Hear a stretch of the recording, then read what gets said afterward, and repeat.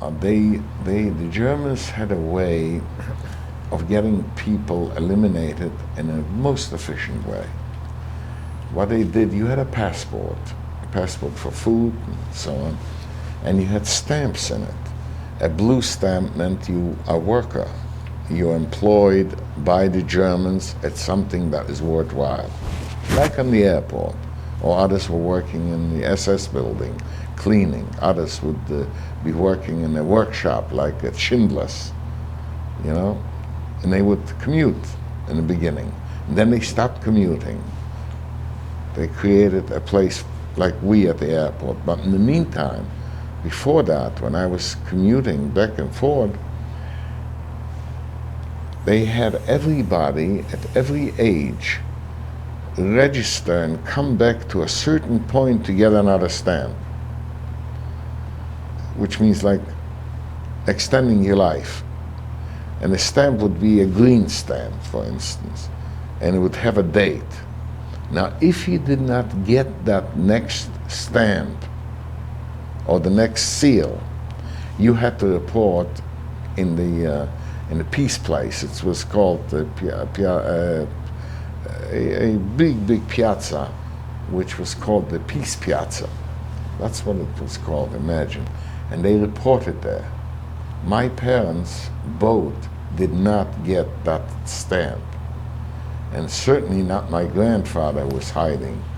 So if he would be caught on the street without it, he would be shot. By that time there was already, the Jewish police was already collaborating with the Germans, so they would catch them and bring him and they would shoot them, yes.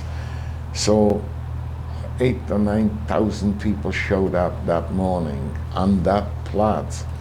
Supposedly they will get their stamps, the seals to continue. And then they were surrounded there. I was there with my younger brother, and my mother said, "We are going to die." And my father says, "What are you talking? We are Rabbeinu Shalom, you know, God." So my mother handed me her diamond ring, and she gave me her Kiddushin ring, or her marriage ring. And he says, "When you survive, you marry your wife with it. We are going to die in the next few days." She knew. She was very, very, extremely smart. She ran everybody's business, my father, our business, my grandfather's business. You know. 3 days later, they were all gone because there was no camp there. There was only crematorium, and it's called Belzec.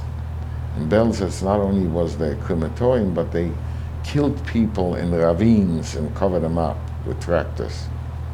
So there, somewhere in Belzec, buried, all burned to life. We knew 3 days later that they were gone because somebody who escaped came back to the ghetto. He was a poet of some kind and described it, and we knew that they were gone. Then we knew. And my mother was the businessman. My father was not.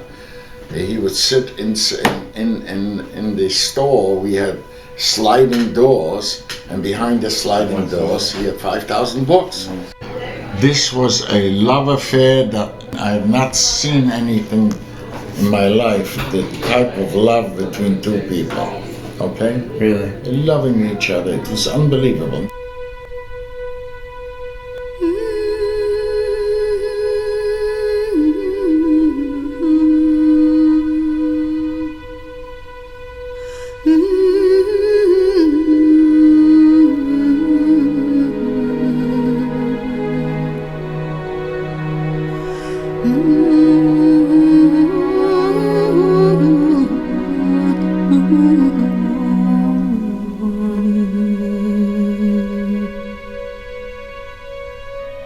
Mm-hmm.